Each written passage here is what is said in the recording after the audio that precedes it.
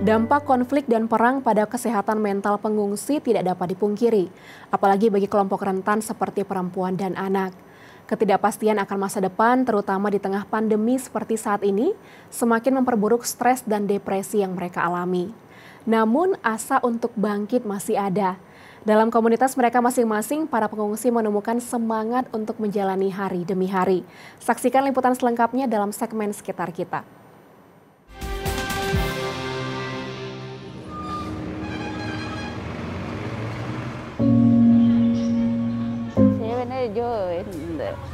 ஜோஜி வருத்தம் தான், இந்த தலையில் வருத்தம், கால் நடக்கையில் அது ஜெல் தெரிஞ்சுது, அதுதான் கவலை. எல்லாம் யோசனையாக தானே இருக்கணும் சொல்லுங்க. இந்த மனதுக்கு கவலை இதோட இருக்கணும்னு சொல்லுங்க.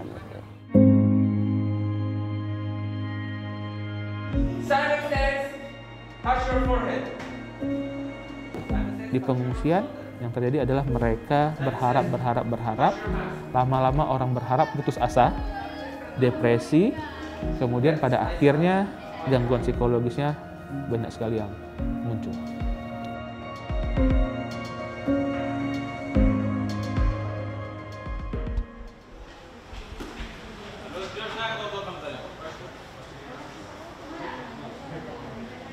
Bertahun-tahun menetap sementara di Indonesia bukan hal yang mudah bagi pengungsi seperti Fanaja Kumari.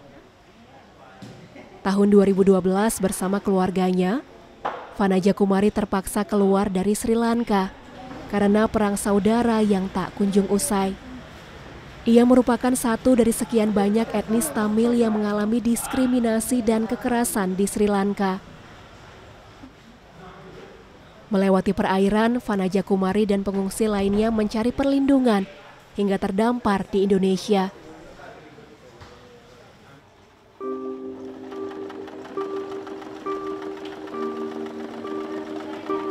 Bersama 17 keluarga pengungsi Sri Lanka lainnya, Fanaja Kumari tinggal di salah satu community center yang ada di kota Medan. Di sini Fanaja Kumari tidak bisa bekerja. Ia pun cemas akan pendidikan anak-anaknya, sebab anak-anak pengungsi tidak bisa sekolah. Fanaja Kumari pernah mengalami depresi berat hingga ia tidak bisa melakukan apa-apa. Namun keempat anaknya yang masih butuh perhatian serta kasih sayang menjadi dorongan dan semangat baginya untuk bangkit. Kini Fanaja Kumari menemukan hobi baru yang membantunya merasa lebih tenang. மனதுக்கு கொஞ்சம் ஆறுதலாகவும் நிம்மதியாகவும் இருக்கும். அதுக்காக யோசனை எல்லாமே இருக்கலாம்னு தான் பழகிறேன். தைக்கிறதுக்கு விருப்பம், அதில் தைப்பேன், வெட்ட தெரியாது, இப்போ தான் பழகிறேன்.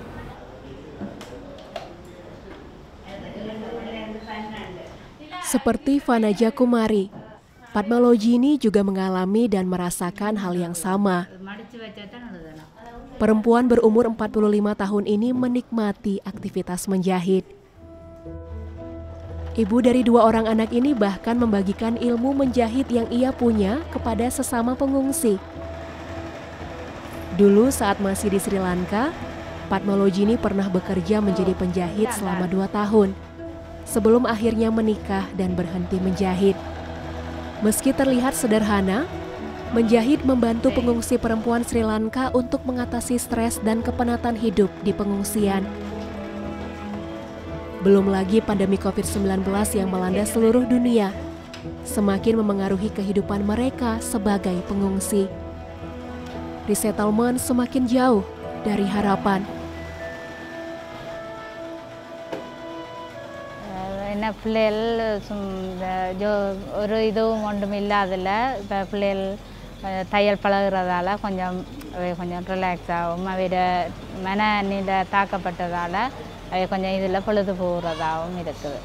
அவைக்கு அடுத்தது தங்களோட பூர்த்திகள் தங்களுக்கு தேவையானதை அவை பயன்படுத்துகிறதாக இல்லை. அவங்களுக்கு இப்போ நான் கட்டி கொடுக்குறதால அவங்களுக்கு தையல்னு சொல்லிக்க எந்த ஒரு இதுவும் தெரியாது.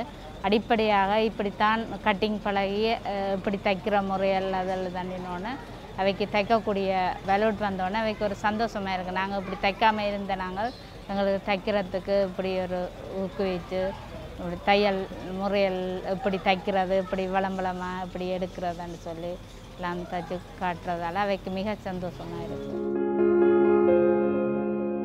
Pengungsi yang menjadi korban dari konflik negara mengalami tekanan mental berlapis. Jika tidak ditangani dengan baik, gejala ini dapat mendorong tindakan bunuh diri.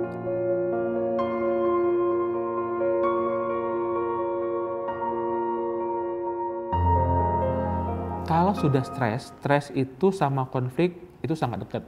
Jadi orang yang stres ada percikan-percikan yang menimbulkan kemarahan, ketersinggungan, itu mudah memicu kepada terjadi konflik. Konflik yang berkepanjangan, nah ini kesehatan mental pasti terganggu. Ya, konflik berkepanjangan itu kan di mereka itu kan konflik dengan dirinya sendiri, itu paling banyak tuh konflik di dalam tuh.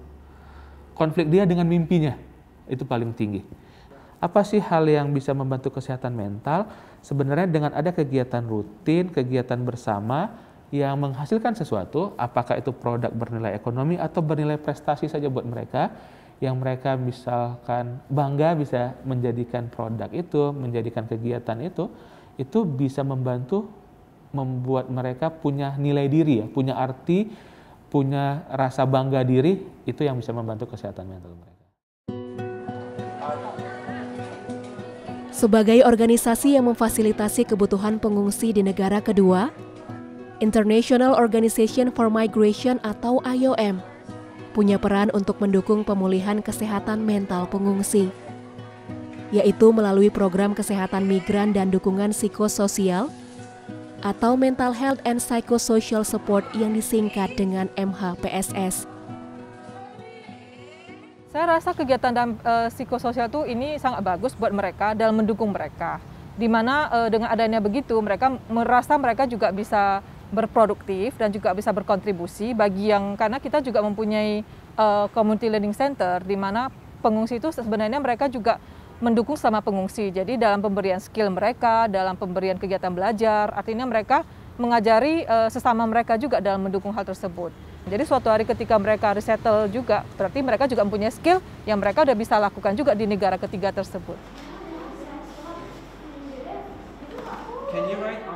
Bagi anak-anak, hal mendasar yang paling mereka butuhkan adalah pendidikan. Kegiatan belajar mengajar mampu mengalihkan pikiran mereka dari trauma akan konflik yang terjadi di negara asal. Pengungsi anak-anak dari berbagai negara yang tinggal di salah satu community center di Medan mendapatkan kesempatan ini. Mereka belajar bahasa Inggris dan matematika. Menariknya, kelas belajar ini juga merupakan inisiatif dari komunitas pengungsi.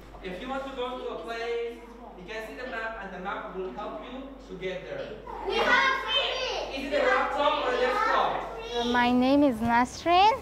I am 13 years old and I'm from Afghanistan. I want to be a gamer or a scientist.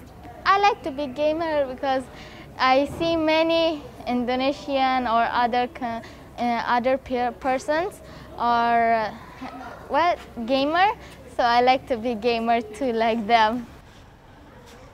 Menurut saya yang paling pas adalah, kan ada kelompok orang dewasa nih, yang mengajari mereka itu adalah di kelompok mereka sendiri. Jadi memang kegiatan-kegiatan community base itu yang terus dibangun, terus dikuatkan supaya anak-anak ini dengan lingkungan yang aman, komunitas yang peduli mereka, kesehatan mental mereka terjaga.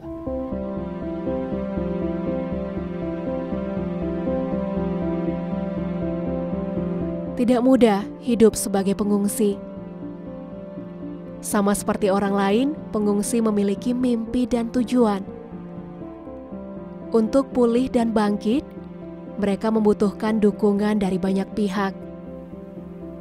Namun kekuatan sesungguhnya ada pada komunitas pengungsi itu sendiri. Sembari menanti, mereka merajut harapan, mengasah keterampilan diri, bersiap untuk meraih masa depan.